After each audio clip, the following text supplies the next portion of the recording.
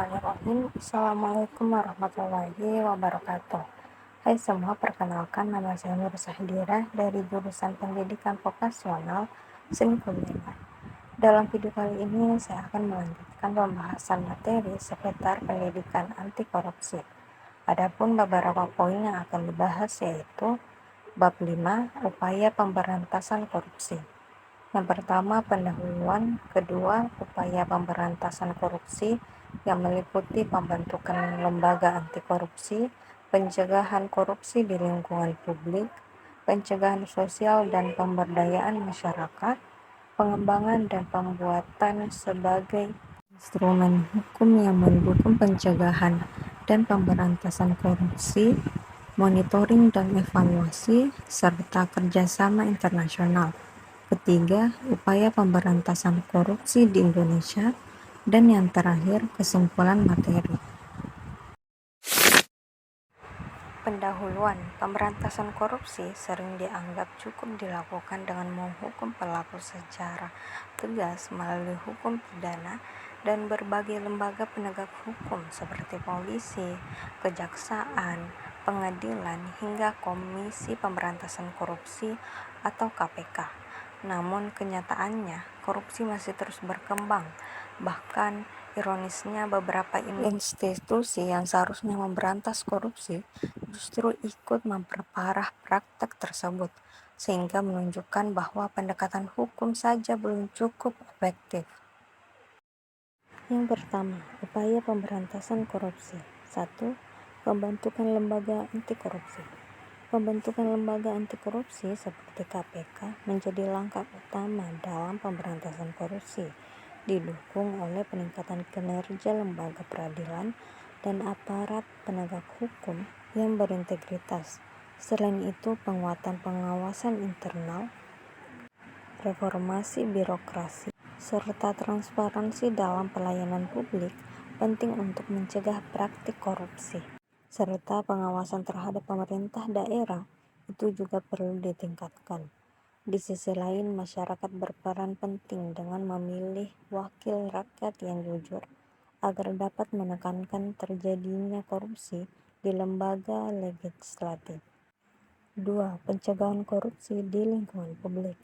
Pencegahan korupsi di sektor publik dilakukan dengan mewajibkan pejabat melapor kekayaan sebelum dan sesudah menjabat agar dapat diawasi oleh masyarakat. Selain itu, sistem lelang terbuka dalam pengadaan barang dan jasa perlu diterapkan secara transparan dan dapat dipantau publik.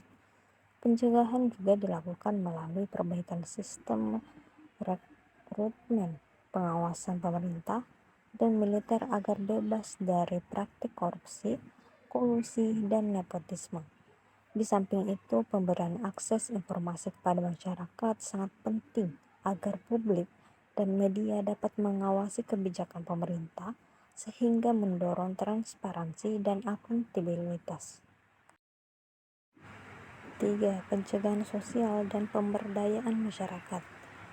Pencegahan korupsi melalui pendekatan sosial dan pemberdayaan masyarakat dilakukan dengan memberikan akses informasi kepada publik agar kebijakan pemerintah dapat diawasi secara transparan. Kesadaran masyarakat juga ditingkatkan melalui kampanye, pendidikan anti korupsi, serta penanaman nilai kejujuran sejak dini, misalnya melalui program seperti Kantin Kejujuran. Masyarakat perlu dilibatkan secara aktif dengan penyediaan mekanisme pelaporan korupsi yang mudah dan aman seperti perlindungan bagi pelapor. Selain itu, kebebasan pers sangat penting dalam mengungkap dan mengawasi praktek korupsi meskipun masih menghadapi berbagai kendala. Peran juga sangat penting dalam pengawasan jalannya pemerintahan dan mendorong transparansi. Di sisi lain, penggunaan teknologi seperti pengawasan elektronik dapat membantu mendeteksi korupsi, namun harus tetap memperhatikan hak privasi dan tidak disalahgunakan. 4. Pengembangan dan pembuatan berbagai instrumen hukum yang mendukung pencegahan dan pemberantasan korupsi.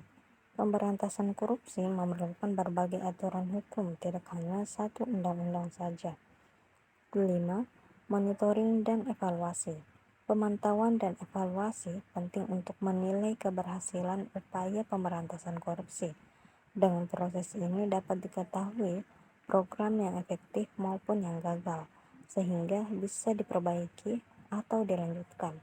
Selain itu, pengalaman negara lain dapat menjadi referensi, namun tetap perlu menyesuaikan strategi dengan kondisi masing-masing negara. Keenam, kerjasama internasional.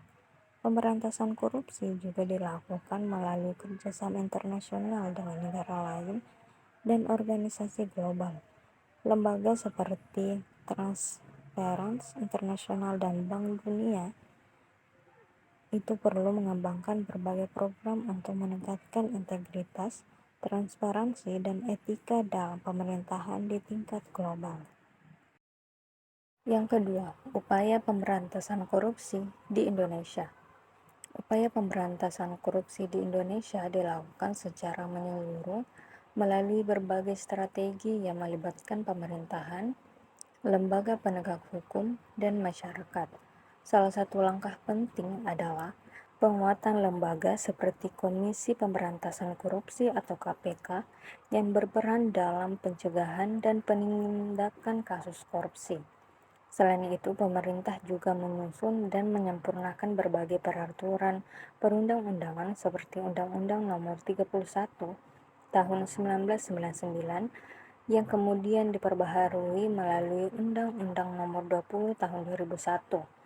Upaya lain yang tidak kalah penting adalah pencegahan melalui peningkatan transparansi, penetapan sistem digital dalam pelayanan publik, serta pelaporan kekayaan pejabat. Penegakan hukum yang tegas juga terus dilakukan untuk memberikan efek jerah kepada pelaku korupsi, disertai dengan penyitaan aset hasil kejahatan. Di samping itu, pendidikan anti korupsi dan penanaman nilai-nilai integritas sejak dini menjadi langkah strategis untuk membentuk generasi yang jujur. Peran masyarakat juga sangat dibutuhkan dalam pengawasan dan pelaporan tingkat korupsi, serta mendorong terciptanya pemerintahan yang bersih melalui reformasi birokrasi. Yang terakhir, kesimpulan. Upaya pemberantasan korupsi di Indonesia merupakan tanggung jawab bersama yang dilakukan secara terpadu melalui pencegahan, penindakan, dan pendidikan. Penguatan lembaga seperti Komisi Pemberantasan Korupsi atau KPK didukung dengan peraturan hukum yang tegas seperti Undang-Undang Nomor 31 Tahun 1999 menjadi fondasi utama dalam pemberantasan korupsi. Selain itu, transparansi, reformasi birokrasi, serta peran aktif masyarakat sangat diperlukan untuk menciptakan sistem yang bersih dan akuntabel. Dengan kerjasama semua pihak dan penanaman nilai integritas sejak dini, diharapkan praktik korupsi dapat diminimalisir dan terciptanya pemerintah yang jujur serta berkeadilan.